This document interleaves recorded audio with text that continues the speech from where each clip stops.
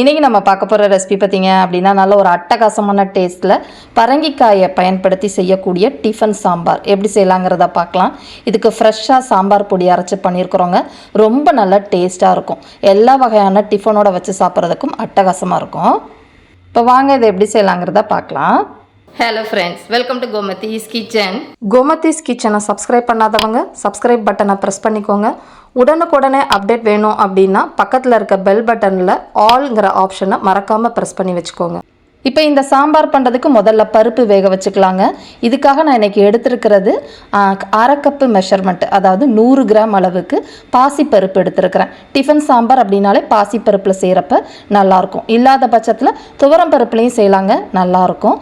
இது 2 தடவை கழுவிட்டு எடுத்த கப்லேயே 3 பங்கு அளவுக்கு தண்ணி சேர்த்துருக்கிறேன். கூடவே ஒரு 100லேருந்து 150 கிராம் அளவுக்கு பரங்கிக்காயை தோலை சீவிட்டு இந்த மாதிரி சின்னதாக நறுக்கி சேர்த்துக்கோங்க. பரங்கிக்காய் ரொம்பவும் அதிகமாக போயிடுச்சுன்னா இனிச்ச டேஸ்ட் ஆயிரும். கம்மியாக இருந்தால் கூட பரவாயில்ல. இதிலேயே ஒரு 1/4 டீஸ்பூன் அளவுக்கு மஞ்சள் பொடி, அரை டீஸ்பூன் அளவுக்கு பெருங்காய பொடியாக சேர்த்துக்கலாம். கட்டி பெருங்காயம் அப்படின்னா தாளிக்கிறப்ப கூட நீங்கள் சேர்த்துக்கலாம். பொடி பெருங்காயம் மட்டும் இப்போ சேர்த்துக்கோங்க. இப்போ இது எல்லாத்தையுமே நல்லா கலந்து விட்டுட்டு, இந்த சாம்பாருக்கு மெயின் காரமே பார்த்திங்கன்னா பச்சை மிளகா காரம் தான். அதனால் 7 பச்சை மிளகா சேர்த்துருக்கிறேன். உங்கள் காரத்துக்கு தகுந்த மாதிரி மிளகாயோட காரத்துக்கு ஏற்ற மாதிரி கூட குறைச்சி சேர்த்துக்கோங்க. இப்போ இதை குக்கரை மூடிட்டு ப்ரெஷர் வச்சு ஒரு மிதமான தீயில் 3லேருந்து 4 விசில் நல்லா குழைவாகிற அளவுக்கு வேக வச்சு எடுத்து வச்சுக்கோங்க. இப்போ இது வெந்துக்கிட்டு இருக்க சமயத்துக்குள்ளே சைட் பை சைடு மற்ற வேலைகள் செய்ய ஆரம்பிச்சிடலாம். இதுக்கு நம்ம ஃப்ரெஷ்ஷாக சாம்பார் பொடி அரைச்சிட்டு தான் செய்ய போகிறோம். அதுக்காக நம்ம வறுக்க போகிறோங்க. பேனை நல்லா சூடு பண்ணிவிட்டு இதில் மல்லி விதை ஒரு 3 டீஸ்பூன் அளவுக்கு சேர்த்துக்கோங்க. இப்போ அதே டீஸ்பூன்லேயே 1 டீஸ்பூன் அளவுக்கு கடலைப்பருப்பு சேர்த்துக்கோங்க. கூடவே ஒரு 2லேருந்து 3 வரமிளகாய் சேர்த்துக்கலாம். பச்சை மிளகாவும் சேர்த்துருக்குறோம். ஸோ மிளகாய் காரத்துக்கு ஏற்ற மாதிரி சேர்த்துக்கோங்க. அடுத்ததாக 1 டீஸ்பூன் அளவுக்கு துவரம் பருப்பு.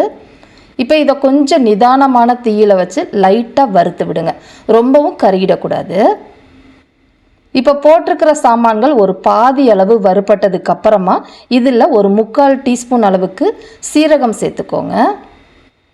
அடுத்ததாக இதில் வெந்தயம் சேர்த்துக்க போகிறோம். வெந்தயத்தோட அளவுன்னு பார்த்திங்கன்னா 1/4 டீஸ்பூன் அளவுக்கு மட்டும் சேர்த்தா போதும். ரொம்ப அதிகமாகவும் போட்டுட்டிங்கன்னா கசந்து போயிடும். இப்போ இதெல்லாம் ஒன்று சேர நல்லா செவந்து வறுபடட்டும். இப்போ பார்த்தீங்கனாலே உங்களுக்கு தெரியும்னு நினைக்கிறேன். போட்டிருக்கிற சாமான்கள்லாம் எல்லாமே ஒரே மாதிரி ஈவனாக செவந்து வந்திருக்கு பாருங்கள். தீயை கொஞ்சம் மீடியமாகவே வறுத்திங்கன்னா தான் நல்லா பக்குவமாக வறுபட்டு வரும். இப்போ இந்த அளவுக்கு செவந்தும் இருக்கணும், கருகிடக்கூடாது. அதே மாதிரி வறுபடாமையும் இருக்கக்கூடாது. இந்த மாதிரி செவந்து வறுபடுறப்ப தான் வாசனை உங்களுக்கு ரொம்பவே நல்லாயிருக்கும் இந்த சாம்பாருக்கு. இப்போ இது ஆறிக்கிட்டு இருக்கட்டுங்க. அதை ஆறிக்கிட்டு இருக்க சமயத்துக்குள்ளே சாம்பாருக்கு நம்ம தாளிப்பு சாமான்கள்லாம் சேர்த்துடலாம். ஒரு பாத்திரத்தில் 1/2 டீஸ்பூன் எண்ணெய் சேர்த்துருக்கிறேன். எண்ணெய் காஞ்சதுக்கப்புறமா 1லேருந்து 1.25 டீஸ்பூன் கடுகு போட்டுட்டு கடுகு நல்லா பொரிய விடுங்க. கடுகு எந்த அளவுக்கு பொரியுதோ அப்போ தான் அந்த சாம்பாரோட மனம் நல்லாயிருக்கும். இதுக்கு சின்ன வெங்காயம் ஒரு 15லேருந்து 20 சின்ன வெங்காயம் நறுக்கி சேர்த்துருக்குறேங்க. சின்ன வெங்காயத்தை நீங்கள் முழுசாக கூட போட்டுக்கலாம். சின்ன வெங்காயம் இல்லாத பட்சத்தில் மட்டும் பெரிய வெங்காயம் சேர்த்துக்கோங்க. பட் சாம்பார்னால சின்ன வெங்காயம் போடுறப்ப தான் ருசி நல்லாயிருக்கும். இப்போ இது வதங்கிக்கிட்டு இருக்கப்பே ஒரு 3லேருந்து 4 கருவேப்பிலை இலைகளை கிள்ளி போட்டு நல்லா வதக்கி விடுங்க. இப்போ இந்த வெங்காயம் ஒரு 1/4 வதங்கின உடனேயே இதில் முருங்கைக்காய் வாசனைக்காக சேர்த்துக்க போகிறேன்.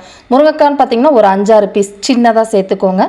வேணும்னா பீன்ஸ் கேரட்டு கூட சேர்த்துக்கலாம். பரங்கிக்காயிலும் இனிப்பு தன்மை இருக்குங்கிறதுனால கேரட்டு நாங்கள் சேர்க்கலைங்க. வெறும் முருங்கைக்காய் மட்டும் சேர்த்து வதக்கிக்கிறேன். இப்போ வெங்காயம் ஓரளவு நல்லா வெந்து வதங்கிருச்சு. இந்த சமயத்தில் தக்காளி நல்ல பெரிய சைஸில் தக்காளி அப்படின்னா ஒரு தக்காளி போதும். சின்ன சைஸாக இருந்தால் 2 தக்காளி பழம் சேர்த்துக்கோங்க. இப்போ இந்த தக்காளி நல்லா வேகிற அளவுக்கு வதக்கிக்க போகிறோம். இது வதங்கிக்கிட்டு இருக்கப்போ இந்த சாம்பாருக்கு தேவையான பாதி அளவு உப்பு, 1 டீஸ்பூன் டேபிள் சால்ட்டு போட்டு வதக்கிறப்ப தக்காளி நமக்கு சீக்கிரமாகவே வெந்து வதங்கிடும். இப்போ பார்த்தீங்கன்னா தக்காளி நல்லா வெந்து இந்த அளவுக்கு வந்தால் போதும். ரொம்ப தொக்கு மாதிரி வரணும்னு அவசியம் இல்லை. இப்போ இந்த சாம்பாருக்கு தேவையான அளவு தண்ணி சேர்த்துக்க போகிறோம். நம்ம எடுத்த அளவுக்குன்னு பார்த்தீங்கன்னா 3 கப்பு மெஷரிங் கப்பில் சேர்த்துருக்குறேன். அதாவது ஒரு 750 ml அளவுக்கு தண்ணி ஊற்றுனீங்க அப்படின்னா சரியாக இருக்கும். இப்போ இதெல்லாம் நல்லா கலந்துட்டு காய்கறிகள் தக்காளி வேகட்டும். இந்த மாதிரி பாதியாக மூடி வச்சு கொதிக்க விடுங்க. ஃபுல்லாக மூடிட்டிங்கன்னா கொதித்து வெளியில் வர ஆரம்பிச்சிடும். இப்போ அது வெந்துக்கிட்டு இருக்க சமயத்துக்குள்ளேயே நம்ம ஏற்கனவே வறுத்த சாமான்கள் நல்லா ஆறிடுச்சு. இப்போ இதை நல்லா நைஸாக பொடிச்சு எடுத்துகிட்டு வந்துடலாம். சின்ன மிக்சி ஜாரில் போட்டிங்கன்னா நல்லா நைஸாக அரைப்பட்டு வந்துடும். இப்போ பார்த்தீங்கன்னா சாம்பார் பொடி ஃப்ரெஷ்ஷாக நம்ம ரெடி பண்ணியாச்சு. இப்போ நம்ம செஞ்சுருக்கிற சாம்பாருக்கு இந்த பொடி கரெக்டாக இருக்கும் உங்களுக்கு. இப்போ பார்த்தீங்கன்னா கொஞ்சம் கொரப்பாக தான் இருக்கும், பரவாயில்ல. அடுத்ததாக பருப்புமே நல்லா வெந்து ப்ரெஷர் ரிலீஸ் ஆகிடுச்சு. ஓப்பன் பண்ணி பார்த்தோம் அப்படின்னா பருப்பு பாருங்கள் நல்லா மலர்ந்து வெந்திருக்கு. இதை மத்துலாம் வச்சு ரொம்ப மசிச்சிடாதீங்க. விஸ்கு வச்சு நல்லா கலந்து விட்டிங்கன்னா உங்களுக்கு மசிஞ்சு வரும். ரொம்ப குழன்னு மசிச்சிட்டிங்க அப்படின்னா பிசு பிசுன்னு இருக்குங்க. ஒன்று பாதியமாக பருப்பு அங்கங்கே தெரிகிறப்ப தான் டேஸ்ட் நல்லாயிருக்கும். இப்போ பார்த்தீங்கனாலே உங்களுக்கு தெரியும், பக்கத்தில் காட்டுறேன் பாருங்கள், இந்த அளவுக்கு மசிச்சா போதும். இப்போ இதையும் எடுத்து வச்சுட்டு நம்ம ஏற்கனவே வேக வச்சதெல்லாம் ரெடி ஆகிடுச்சான்னு பார்த்துடலாம். இப்போ தக்காளி காய்கறிகள் மட்டும்தாங்க வேகணும். ஒரு 5-6 நிமிஷம் கொதிச்சிருச்சு. இப்போ நம்ம வேக வச்ச பருப்பை இதில் சேர்த்துக்கலாம்.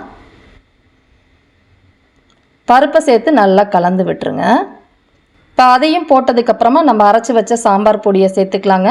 சாம்பார் பொடியை நீங்கள் கொஞ்சமாக தண்ணி ஊற்றி குழப்பிட்டு கூட சேர்த்துக்கலாம். நான் அப்படியே சேர்த்துட்டேன். இந்த மாதிரி சேர்க்குறப்ப சம்டைம்ஸ் உங்களுக்கு கட்டிப்படும். அதனால் நான் கொஞ்சம் தண்ணி ஊற்றியே கரைச்சிட்டு சேர்த்துக்கோங்க. இப்போ பார்த்தீங்கன்னா எல்லாமே கரைச்சிட்டேன். இப்போ நம்ம பாதி அளவு தான் உப்பு முன்னாடி போட்டிருந்தோம். மிச்ச பாதி உப்பு 1 டீஸ்பூன் இப்போ சேர்த்து நல்லா கலந்து விட்டுருங்க. இப்போ அது எல்லாம் நல்லா சேர்ந்து கலந்து விட்டுட்டு இது நல்லா கொதிச்சு வரணுங்க. முருங்கைக்காயும் இன்னும் கொஞ்சம் நேரம் வேகட்டும். இப்போ பார்த்தீங்கன்னா முருங்கைக்காய் சாம்பார் எல்லாம் ஓரளவு வெந்து கொதிச்சதுக்கு அப்புறமா இதில் புளித்தண்ணி கொஞ்சமாக தான் சேர்க்கணும். டிஃபன் சாம்பாரை பொறுத்த வரைக்கும் அதிகமாக புளித்தண்ணி சேர்த்திங்கன்னா நல்லா இருக்காது. கொஞ்சமாக சேர்க்குறப்ப அந்த சுவை நல்லாயிருக்கும். இப்போ இது எல்லாம் சேர்த்து கலந்துட்டு இன்னும் ஒரு 2-3 நிமிஷம் கொதிக்க விடுங்க. இப்போ பார்த்தீங்கன்னா நல்லா ஒரு 4-5 நிமிஷமே கொதிக்க வச்சுட்டேன். சாம்பார் ரெடி ஆகிடுச்சு. கடைசியாக பொடியாக நறுக்கின கொத்தமல்லி இலைகளையும் சுவை நல்லா கூடுதலாக இருக்கணும் அப்படிங்கிறதுக்காக 1 டீஸ்பூன் அளவுக்கு நெய்யும் சேர்த்துக்க போகிறேன். உங்களுக்கு நீங்கள் ஊற்ற போகிற தோசையில் நெய்யோ அப்படி இல்லைன்னா சுட சுட இட்லியில் நெய் ஊற்றி சாப்பிடுவீங்க அப்படின்னா இதை ஸ்கிப் பண்ணிக்கலாங்க. பட் இதில் போடுறப்ப டேஸ்ட்டு நல்லாயிருக்கும். சாம்பார் கன்சிஸ்டன்சி பாருங்கள் கரெக்டாக இருக்குது. இது ஆற இன்னும் கொஞ்சம் கெட்டி தாங்க படும். அதனால் இந்த கன்சிஸ்டன்சிலே இருந்தால் கரெக்டாக இருக்கும். சூப்பரான டிஃபன் சாம்பார் கட்டாயமாக ட்ரை பண்ணி பாருங்கள். செம்ம டேஸ்ட்டாக இருக்கும். இதே மாதிரி அளவுகளோட இந்த டிஃபன் சாம்பாரை நீங்களும் செஞ்சு பாருங்கள். செஞ்சு பார்த்துட்டு எப்படி இருக்குது அப்படிங்கிறத கமெண்ட் பண்ணுங்கள். வீடியோ பிடிச்சிருந்தாலும் கமெண்ட் பண்ணுங்கள். லைக் பண்ணுங்கள், ஷேர் பண்ணுங்கள். மறக்காமல் கோமதிஸ் கிச்சன் சேனலையும் சப்ஸ்கிரைப் பண்ணி வச்சுக்கோங்க. தேங்க்ஸ் ஃபார் வாட்சிங்.